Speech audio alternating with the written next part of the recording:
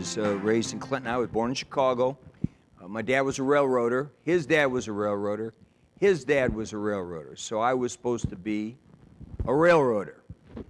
We moved to Clinton, only a temporary move. He convinced my mother we'd only be there temporary. They built a car shop, Chicago Northwestern, to fix and repair boxcars. That was my start. Went to high school. I'm a C student. I hope there's some C students in this room. The world is run by a lot of C students. Had not much of a career in high school. I was deciding that worked at the railroad the summer before, when you get out of high school before you go into college. It was predetermined where I was going to go, what I was going to do, and I came home with an idea one day that I was going to delay college for just a year. I was going to stay at the railroad, and I was going to buy this '58 Corvette. By the way, I'm a car guy. I'm a food guy, I'm a car guy. So I went in, and of course my dad, I don't know if he was speaking up to me or speaking down to me, he called me Einstein. And I don't think that was quite appropriate, but I said, listen, Dad, I got this idea. He said, okay, Einstein, what is it? I said, well, I'm not going to go to school next month. I'm going to stay at the railroad till the following year. I'm going to buy this '58 Corvette. Well, he came out of that chair, grabbed me by the shirt, up against the wall. There's no counseling. There's no kumbaya. We're not going to bring your mom into this. And then I'll never forget, he twisted my shirt. My mom comes in and says, it's all over. That's it. It's over. And I said, you know what? I'm going to college. Hence, I went to college. My brother was in college at the same time. He was 3 years ahead of me. I got to a point, I think I was maybe kind of an entrepreneur. And I'll define a little bit of that later. I went to college. I struggled. You know, I changed my majors. I never could finish everything I want to finish. But before I went to school, early on, 14, 15-year-old, paper out, cut lawns, painted numbers on sidewalks. A lot of the things that kids do, but I like to have a little money in my pocket. One of my jobs, we talk about bowling. I worked in a pool hall. That's when there was pool halls. What did I do? I racked the balls. Talk about getting talked to terrible, cigarette smoke blown in your face, and not even handing you. It was a dime a rack. And when they wanted a rack, you know what? They just screamed rack. And you'd have to run over, you'd rack the balls, and then bring it up, bring the triangle up, and they'd crack them, you know, before you even got the triangle. So it was kind of a humiliating thing. And they'd throw a dime on the pool table. And I left there, and I said, you know, if I ever become anybody, I'm not going to treat people that way. I'm not going to talk to people that way. And I've learned a lesson here. And I had some money in my pocket. Next job, then we're going to move this along real quickly. Next job at this flipping hamburgers. You know, we all talk about what a job that is. Well, I got a fortunate job because I got to work next to this guy called Bill the Greek. Bill the Greek he wouldn't tell you his last name. I'm the fry guy. Set. I'm over here. I didn't get the cook right next to him. He said, when I say set, I want those fries. Second day, I come in 10 minutes late. I only worked 3 days a week. He said, where were you? I said, well, I came up with some answer. He said, well, I'm not going to teach you a thing until you show up on time. That's the first thing I'm going to teach you is to get here. I was never late again. At the end of a couple of shifts, he said, what'd you learn? I said, I learned to show up on time. He said, when you learn that, he said, when I can trust you, I'll let you cook right next to me. A few weeks later, he said, okay, you're ready. He said, I don't tell everybody this, but I'm going to tell you. This is the grill. And there's a sweet spot on there. Well, I didn't know what the sweet spot even meant. I was afraid even to ask him what the sweet spot is. But you know what he was doing? He was teaching me timing. Timing. He said, you put the longest thing on here, you put the shortest thing on over here, and it all comes out at the same time. And that's the sweet spot. See how dark it is over there? That's where it all happens. That's the sweet spot. He taught me timing. He taught me the sweet spot. He taught me how to get in on time. He died a few months later. A new guy came in. It was never the same. I left. On to college. 3-4 years later, I decided that wasn't it. get my 61 Falcon, going to California. That's where I'm going to go. Didn't plan on my transmission falling out my 61 Falcon right here by the Missouri River. No money, little money for gas. Called a buddy back in college. I said, hey, knew his folks live here. I said, could you ask him if I can move in for a couple of weeks till, ready for this one? Has anybody ever heard this?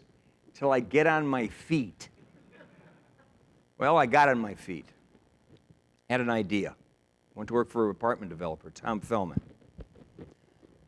Wanted to put this pizza place in. I couldn't stand it. I just wanted to, we needed it. It was in the middle of all these brand new apartments. Planned unit development, mixing residential with commercial. One of the first ones in the city. Wrote, these old napkin idea, wrote it on napkin. That's about what we did. But you got to get the money. Where do you get the money? You go to the bank. So I go to the bank. I'm nervous. I got a tie on. I'm all nervous. And I go to the Southwest Bank on 90th. I go in. Bank manager, Joe Sullivan, I sit down. He says, okay, what do you got? I said, I'm going to make this pizza. I'm going to make it bigger than my head. It's going to be like this big. It's going to be this thick. I'm not going to charge a lot for them, but it's going to be just like your mom made at home. But we're going to make it for you. And we're going to put it right out here.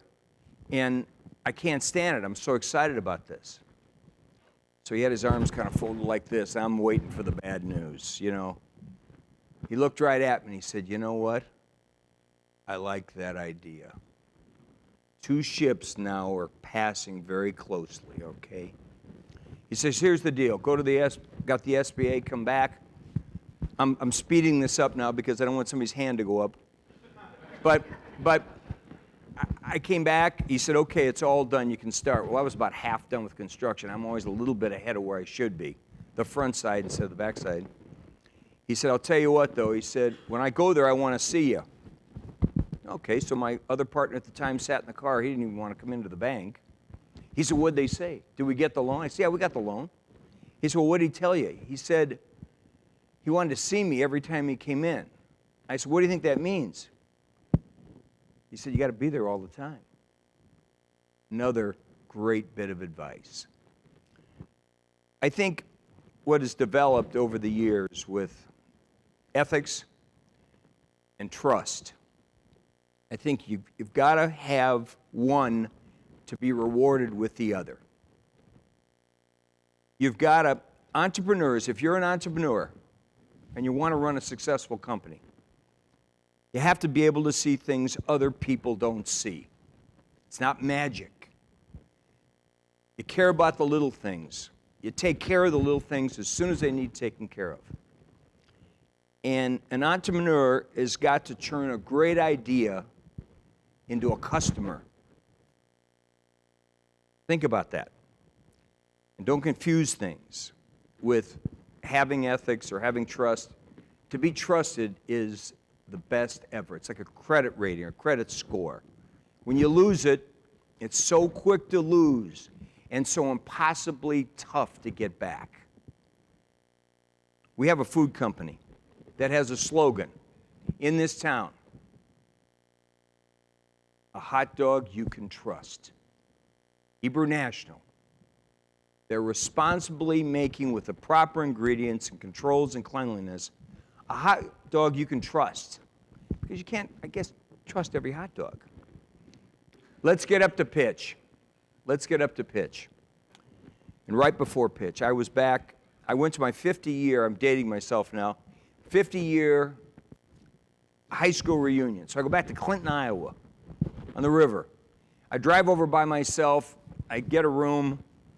It's a 2-night event. I'm going for the social one night. I'm not going to get the photo, the class photo and all that. So I go in. My plan is to do 1 loop and then maybe a half a loop and then leave. So I'm doing this loop, so I always keep track of kind of my space, So I'm kind of looking, there's this woman, and she's kind of flanking me a little bit over here. So I'm going over here, and I'm kind of backing up and stuff. And so, you got to say hi. So she comes up, Lois Messerly. She was in school with me since 6th grade.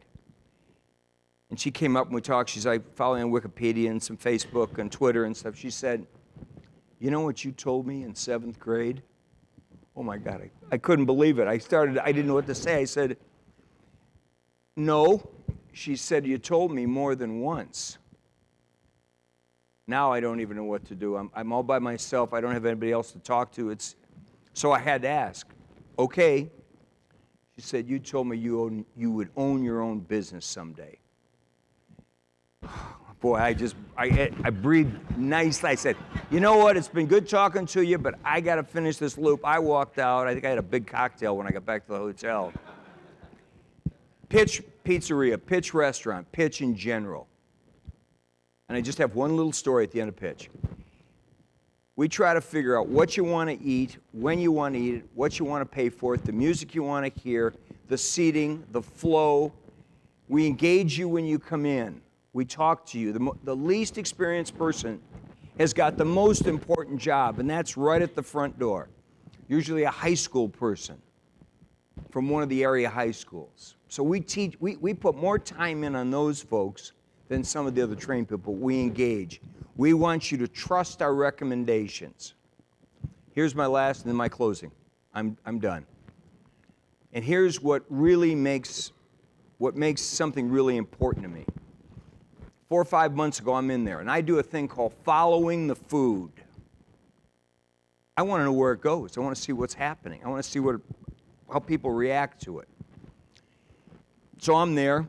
Out comes, or from the window, a stack of these onion rings that we do. We kind of file them up and stack them up. And so, those look great. So there's 2 young girls in their mid-late 20s sitting over at a high-top table along the wall.